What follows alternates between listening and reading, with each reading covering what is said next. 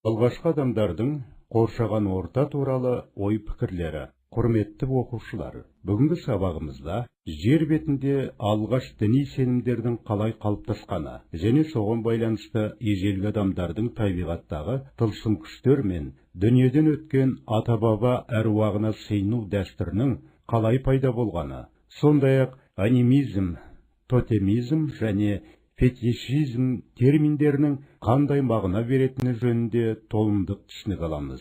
Діни сенімдер бірден пайда болған жоқ. Өйткені алғашқы адамдарда өлген адам о дүниеде тіріледі деген ой болмаған. Алғашқы адамдар табиғаттың қатаң құбылыстары мен жыртқыш аңдар алдында әлсіз болды. Адамдар табиғат жұмбақтарына, жаңа адамның өмірге келуі мен өлім құпиясына ой жүгіртіп, назар аудара бастады. Осыдан келіп, алғашқы діни сенім қалыптасқан.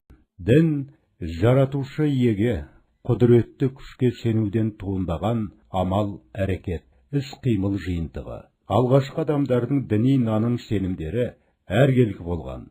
Соның ішінде дүниеден өткен ата-баба әруағына сыйынуды әруаққа табынушылық дейміз. Ал адамдар мен жануарлардың тегі бір деп есептелініп, жануарлар мен өсімдіктерге табыну тотемизм деп аталса, тас, бойтұмар, су, аспан секілді жансыз заттарға табынушылық фетишизм деп аталды. Сонымен қатар алғашқы адамдар өлген адамның жаны өмір сүреді деп ойлаған. Ал діни сенімнің мұндай түрі анимизм деп аталады. Кейінгі палеолит адамы өзінен бұрынғы адамдардан рухани жағынан анағұрлым жоғары тұрды. Мұны табиғи бояулар мен үңгір қабырғасына салынған ежелгі суреттерден көруге болады.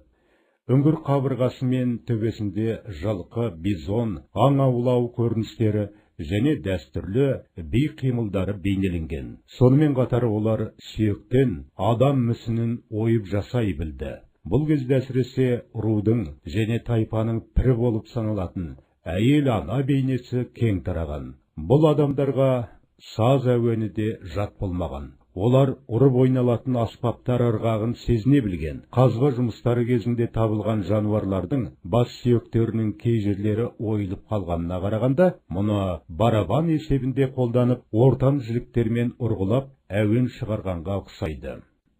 Тау шатқалдарындағы жартастарды діни сенімдер мен әдет-ғұрыптардың орталығы деуге болады. Өйткені оларда осындай мақсатпен салынған суреттер, яғни петроглифтер көптеп кездеседі. Мұндай орындардың біріне Алматы облысындағы Тамғалы шатқалында тасқа салынған суреттерді жатқызамыз. Алайда мұнда тас дәуіріне жататын суреттер сирек кездеседі. Бұл жерде мереке күндері ата-баба рухына, жаратушы күшке табыну ғұрыптар өтетін болған. Әсіресе өзінің сәулесімен бүкіл табиғатқа жан бітіріп, оны тірілтіп тұрған күн айрықша құрметтелген. Осы мереке кезінде де адамдар сурет салып, қоршаған орта туралы өзінің көңіл күйін білдірген.